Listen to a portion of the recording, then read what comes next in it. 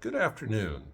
A while back, I promised you a full video of our trip to Yellowstone, but as I'm starting to put it together, I'm thinking that's going to be too long, so I'm going to split it in half.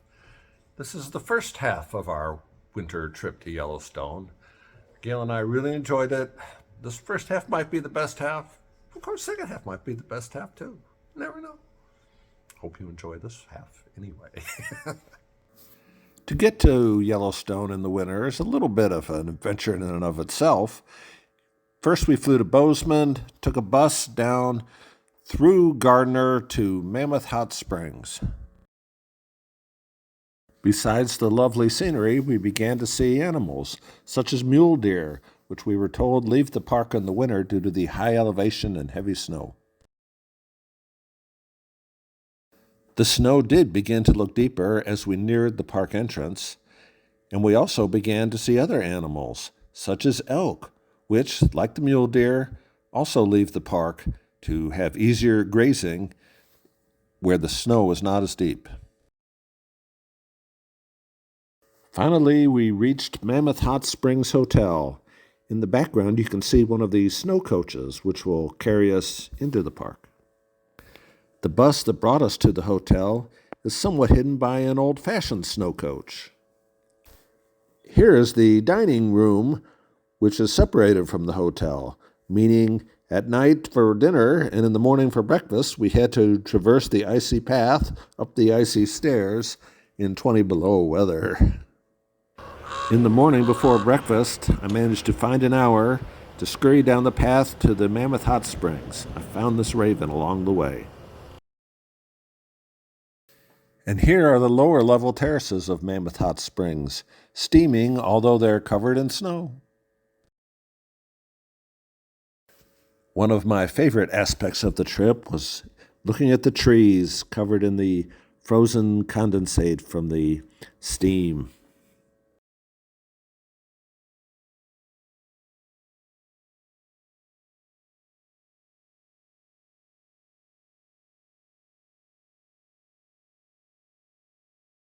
The only other bird out that morning that I could find besides the raven was this magpie.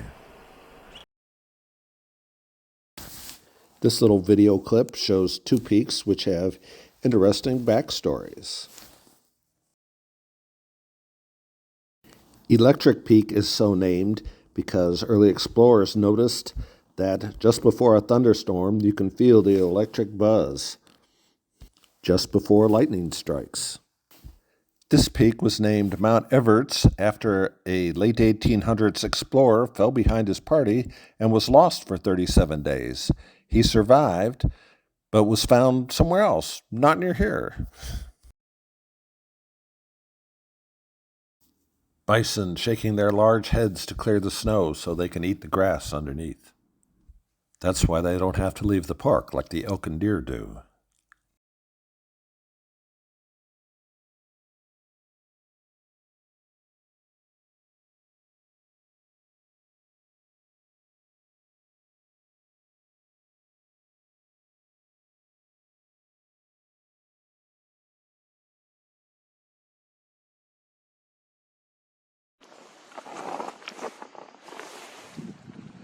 This beautiful section of scenery is known as Roaring Mountain. The fumaroles used to make quite a bit of noise back in the day, but an earthquake shifted the geology, and now they make some sound, but not so much.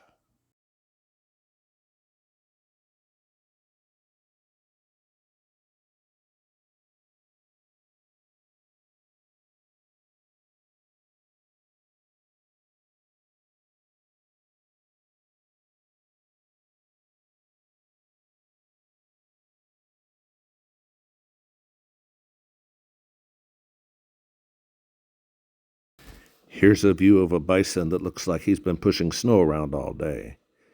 I read that in the winter they come down by the thermal features and rivers to warm up. As we drove south along the Gardner River, we began to enjoy not only the scenery, but our first views of ducks, like this bufflehead.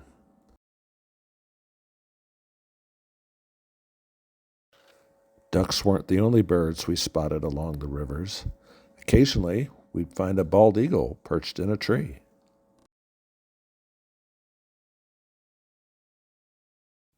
Is this bald eagle looking down at something?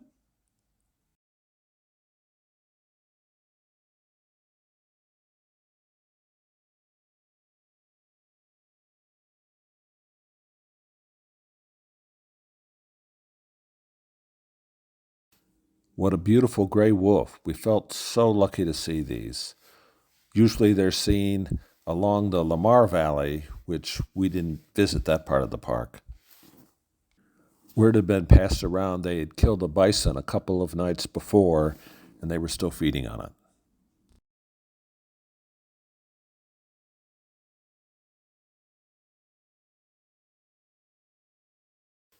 I believe there were 3 wolves here altogether that we saw. A larger gray one, which I showed you first, with a collar, a larger brown one, also with a collar, and then a black one, which was slightly smaller and seemed a little younger. No collar on that one.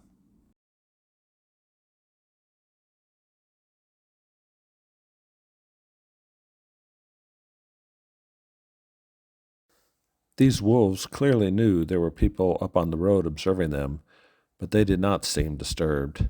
If anything, the ravens disturbed them more than the people.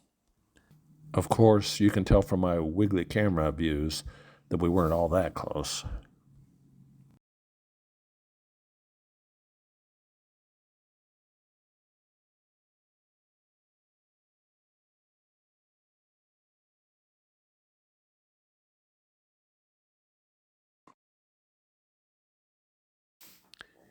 Here we see the black one tugging on what must have been the bison carcass that apparently was killed previously.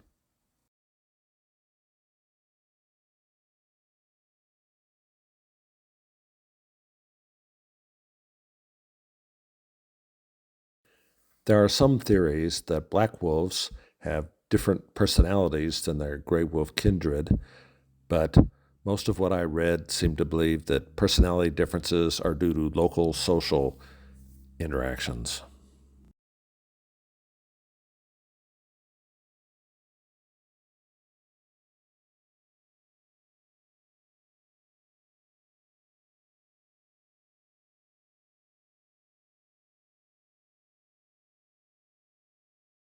Again, apologies for the camera work being a little bouncy, but these wolves are so beautiful, I just had to include as much footage as I could.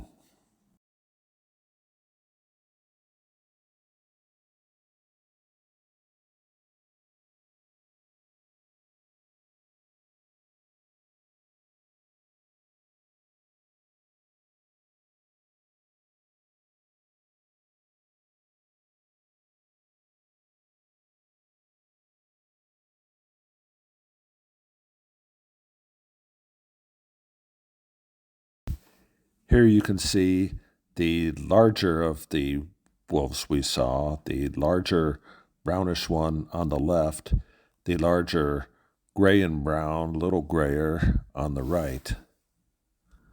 Both of these two were collared. We were told that about a third of the wolves are allowed to be collared.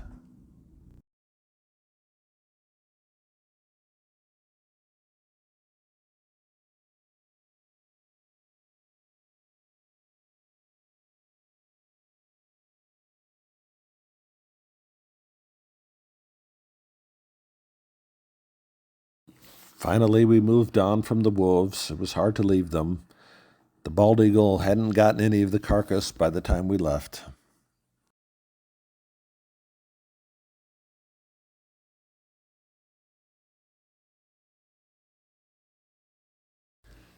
We've moved on to Norris Geyser Basin, where we visited Emerald Spring.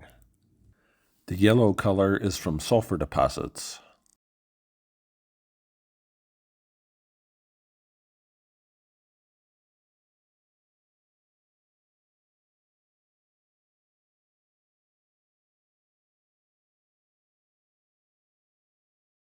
Within Norris Geyser Basin is Steamboat Geyser, the world's tallest geyser.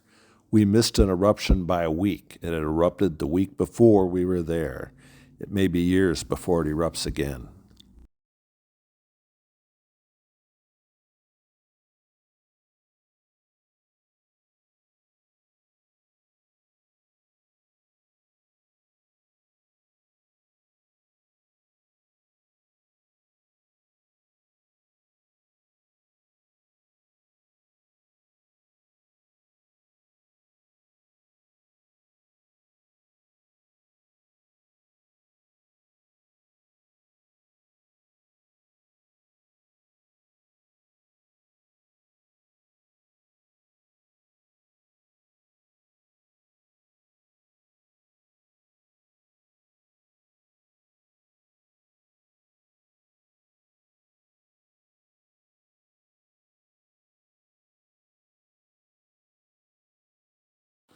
Norris Geyser Basin is an especially beautiful part of the park, in my opinion.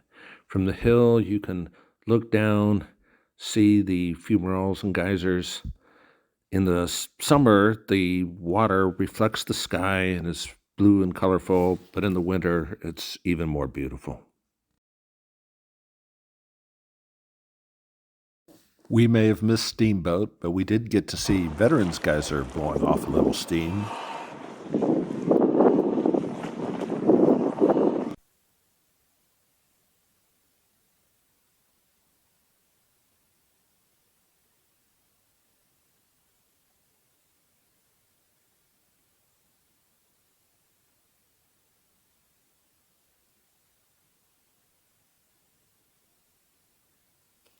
Here's another view of Norris in the winter. I just love this.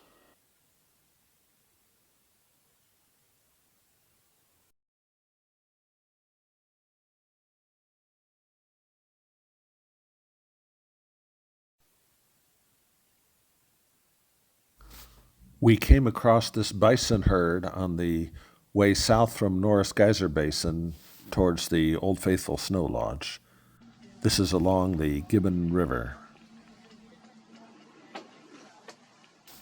Bison are extremely large animals, with males weighing about 2,000 pounds and females about 1,000 pounds.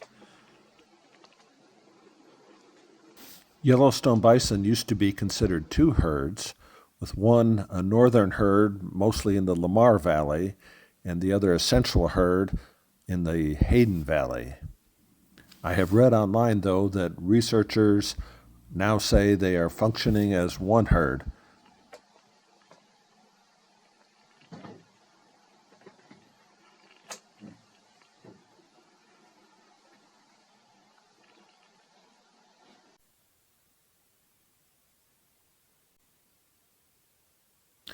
We tended to see more bird life in the Firehole River as its waters had been warmed by geyser runoff. Here are some goldeneye and some mallards.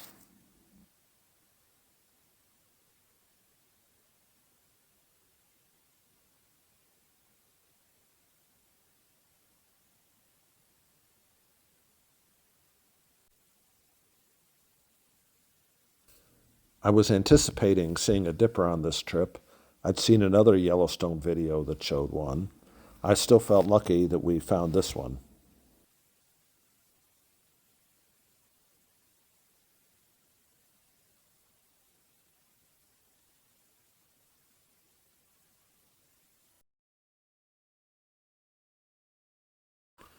Another bird I felt lucky to find was the Barrow's goldeneye. I'd hoped for it, but was quite unsure. Here, though, was a large flock, the orange-billed ones being female and the dark-billed ones being males.